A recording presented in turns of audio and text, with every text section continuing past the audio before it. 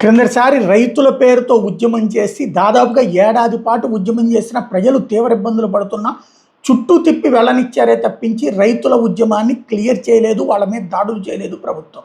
చివరికి వాళ్ళే ముట్టడి పేరుతో ఢిల్లీ మీదకి వచ్చి ఎర్రకోట మీద చివరికి ఖలిస్తానీ జెండాలు ఎగరవేసి పోలీసుల మీద దాడులు చేసి కత్తులతో పారామిలిటరీ దళాల మీద ప్రాణాలు తీయడానికి ప్రయత్నించినా కూడా డిఫెండ్ చేసుకున్నారు తప్పించి వాళ్ళని చంపలేదు, వాళ్ళని కొట్టలేదు, చెదరగొట్టినటువంటి పరిస్థితి ఉంది.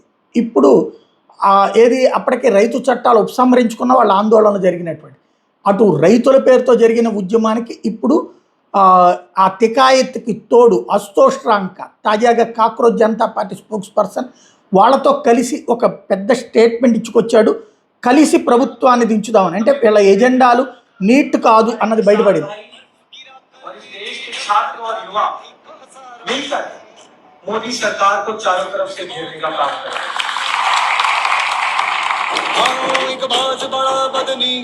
ఇది వీళ్ళ రాజకీయం, అంటే ప్రభుత్వాన్ని దించడమే తప్ప వీళ్ళది నీట్ అనేది ఒకటి అడ్డం పెట్టుకున్నారన్నటువంటి విషయం బయటపడింది.